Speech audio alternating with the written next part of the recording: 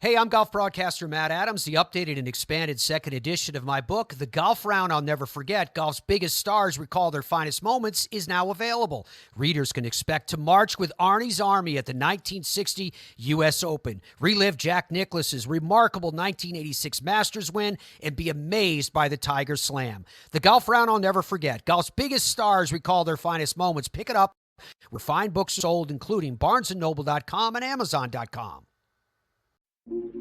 This day in sports history.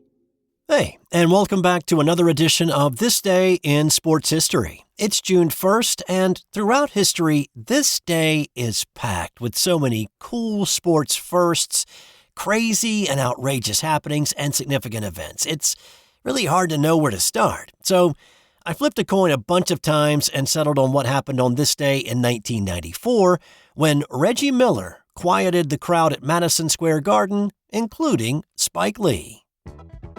This was Game 5 of the Eastern Conference Finals between the Indiana Pacers and the New York Knicks. The series was tied at 2 games apiece after each team had won on their home court.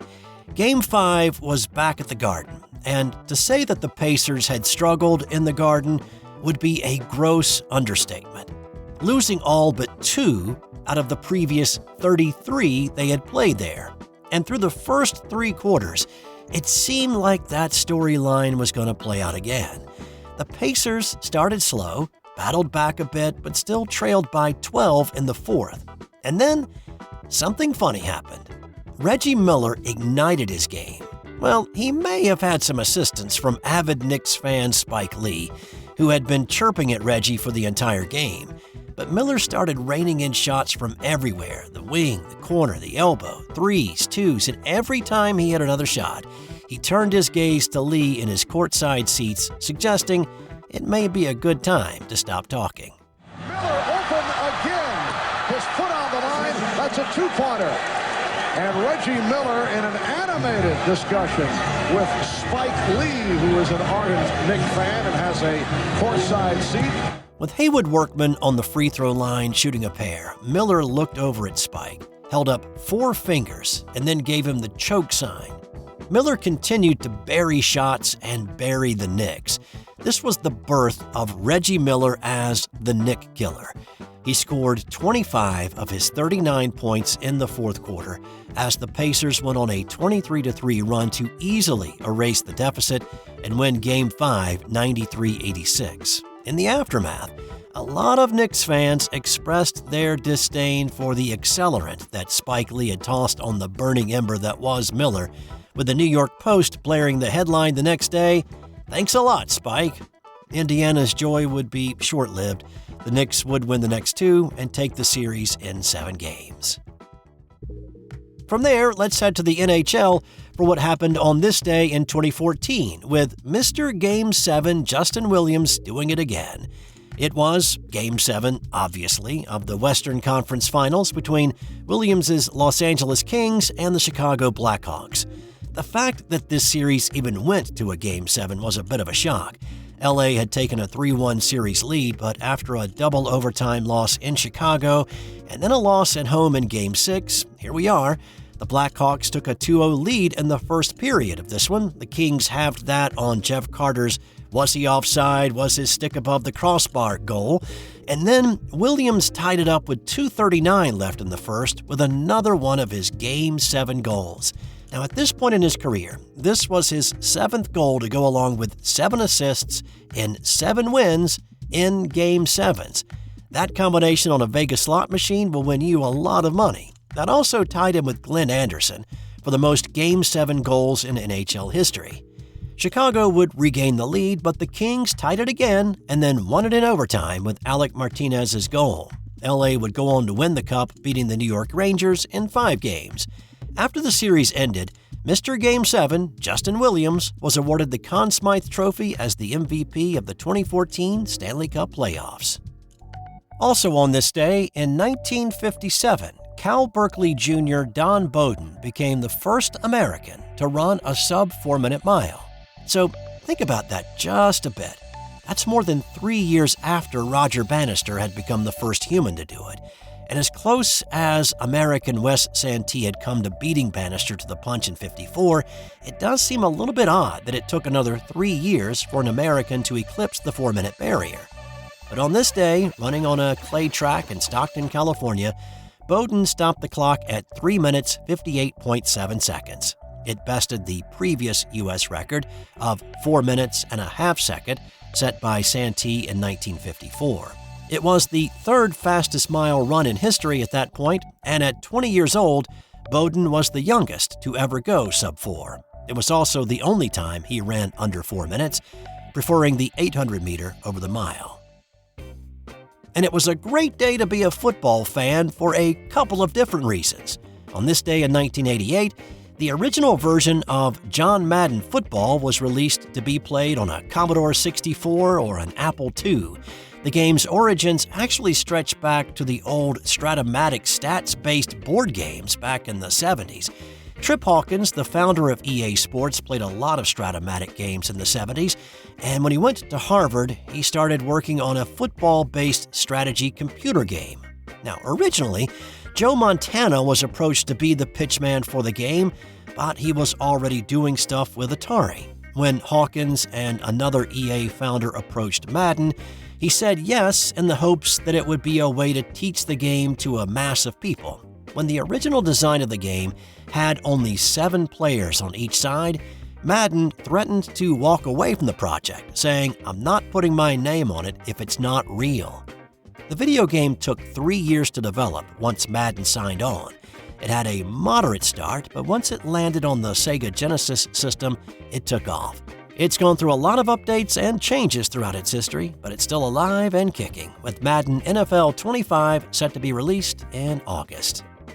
Adding to that, in 1994, the NFL announced NFL Sunday Ticket.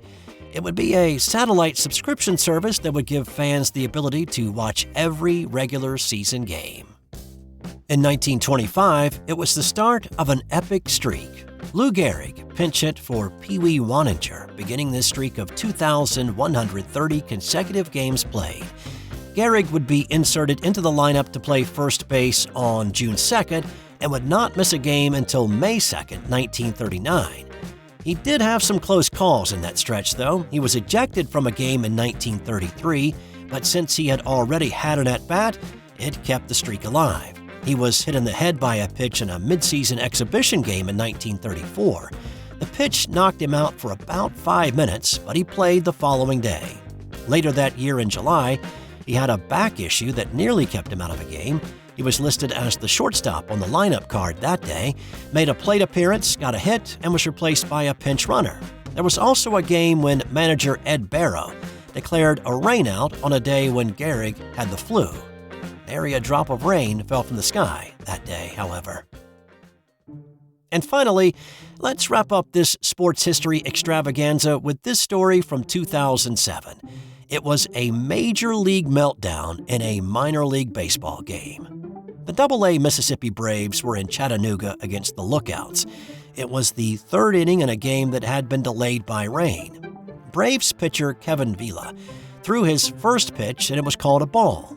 Braves manager Philip Wellman screamed at the home plate ump Brent Rice, "Where was that pitch?" At which point, the third base umpire, Rusty Barrett, threw him out of the game. When Rice made the signal that Wellman had to go, he went off. Wellman stormed out of the dugout, threw his cap at Rice's feet, and screamed.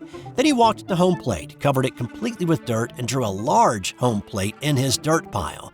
Then he yelled some more at Rice before storming off to have words with third base ump Barrett.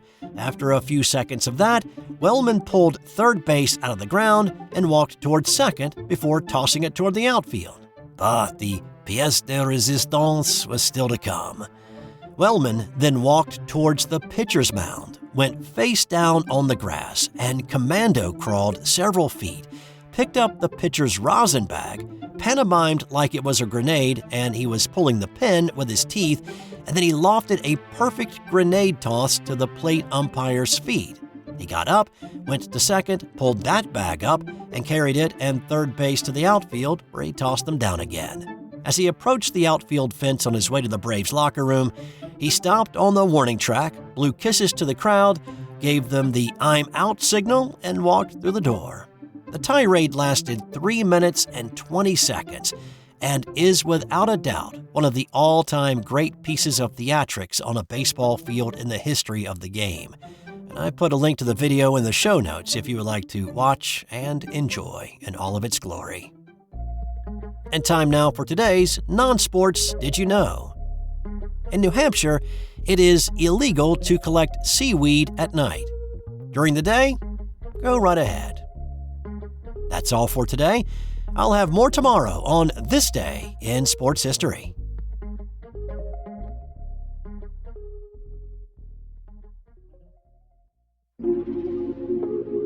This has been an original Thrive Suite production. Hey there, sports history fan. This is Arnie Chapman, a.k.a. the Football History Dude, and I hope that you enjoyed this recent episode presented by the Sports History Network and were able to learn some good old-fashioned sports history knowledge nuggets. I started the Sports History Network back in 2020 with the mission to help podcasters find a community of like-minded sports history nerds, as well as helping aspiring podcasters to start their own shows. We have a little bit over 30 shows on the network right now covering all sorts of sports history, but as far as I'm concerned, we're just at the toothpick in the ocean moment, that can't even figure it out because there's so much more coming. We wanted to create the ultimate headquarters for sports yesteryear, starting with Podcast Network and our website, but we're going to continue to move into other mediums as well. And here's the cool part, because we want you to be part of our team. So if you're interested in starting your own podcast, or maybe being a guest on one of our shows, or who knows, maybe even writing an article for us over on the website. Seriously, all you gotta do is reach out to us on the contact page over at sportshistorynetwork.com. You can be as technologically savvy as a Neanderthal tapping on a stone trying to figure out this whole hieroglyphics thing back in the day. Again, it doesn't matter, because even if you don't understand the whole podcast space, we have a production team that can pretty much help you out with doing everything. All you gotta do, head over to sportshistorynetwork.com, head to the contact page, fill it out. That message goes right to me, and I'll reach out to you as soon as I can. But for now, dude, I'm through if you're through.